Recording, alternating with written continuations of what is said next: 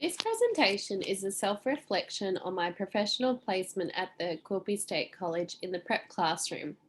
I completed 2 weeks of placement at the school and enjoyed a wide variety of learning opportunities at this placement. Under the guidance of my mentor, I delivered a completed lesson based on a formative assessment that I have learned about in this course thus far. My mentor gave me constructive feedback, which I will be able to use for future lesson plans. I successfully participated in classroom group activities and joined in on HPE programs and other programs that the school ran. The resources I used during the maths lesson predominantly worked well. The beginning part of the maths lesson was explicit teaching and did not require resources. I used a range of resources within the group activities of the lesson. During the maths lesson, there were 3 rotations the students had to work through. Group's 1 activity was called climbing the ladder. The resource used for this group was a climbing number ladder, numbered from 1 to 10. The students were given counters and asked to place the counters on the numerals to 10, along with other vital questions. The counting ladder and counters helped children create a mental vision in their head of where numbers are placed on a number line. The second group during this lesson was required to complete an activity called Engine. This activity involved children predicting the numbers 1 to 10 before and after on a toy train. The resources involved in this activity were toy wooden blocks and cards with the numbers 1 to 20 written on the front. Research has shown that using wooden blocks guides children to use mathematical language and new vocabulary. During this lesson, the wooden blocks were used to create several mathematical skills, such as exposing the children to addition and subtraction.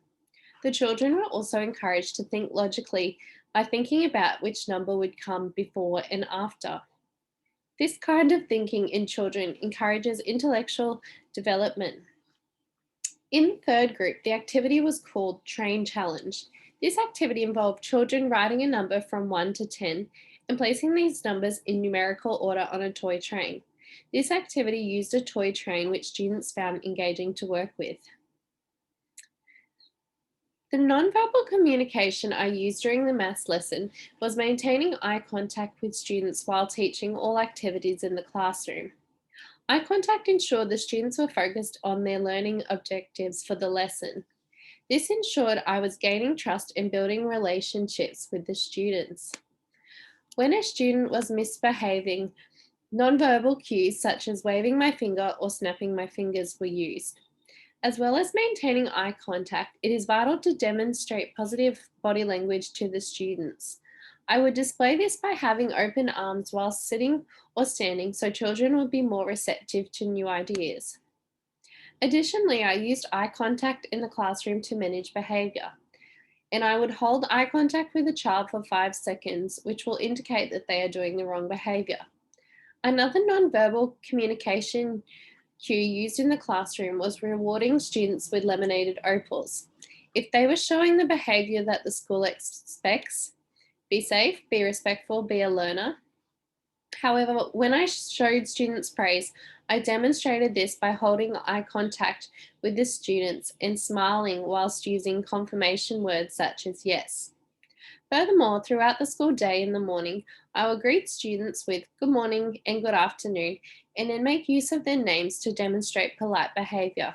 Studies have proven that verbal and non-verbal communication in the classroom engages students to be more absorbed in academic learning.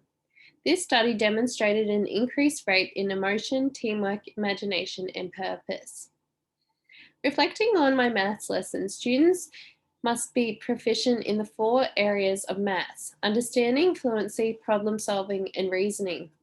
These proficiencies are applied across the 3 strands of maths in the Australian curriculum: number and algebra, measurement and geometry, and statistics and probability. These proficiencies help guide the pedagogical practice that I use during my maths lesson by integrating these practices in my lesson. It will support and guide students to become more independent in their learning. The pedagogical model guided my practice in building the lesson. The 5 parts of the domain include engage, explore, explain, elaborate, and evaluate. Each level allows teachers to use the continuum to reflect on their practice, judge a specific area, and set goals for the following continuum.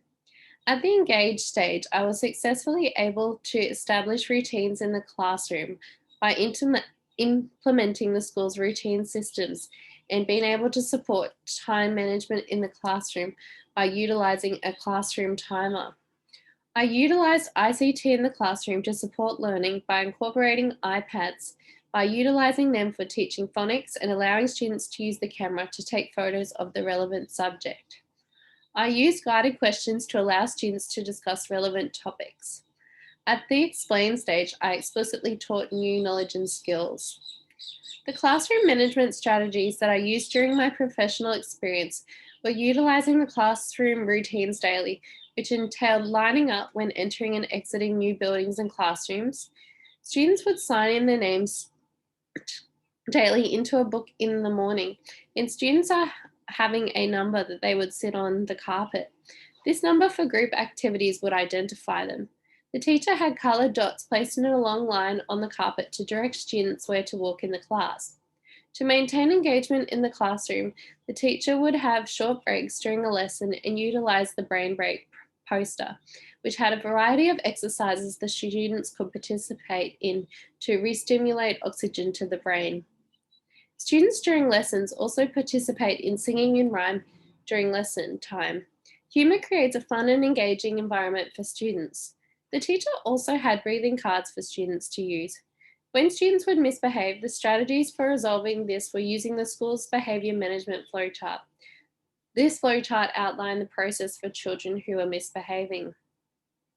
Throughout the professional placement, I watched the teacher use various questioning methods during her lessons. The teacher would use questions to reiterate knowledge from the previous lesson learnt and prompt students on where they are in their current learning. The teacher used questioning to support students' learning needs and goals. The purpose of the teacher asking questions is to ensure students are using critical thinking when answering questions rather than straightforward answers such as yes or no.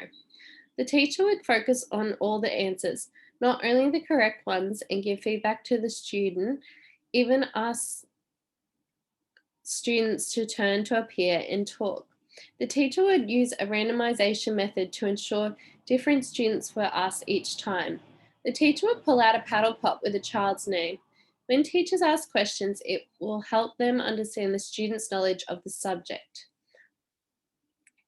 These are called pre-structural, unistructural, multistructural, relational, and extended abstract.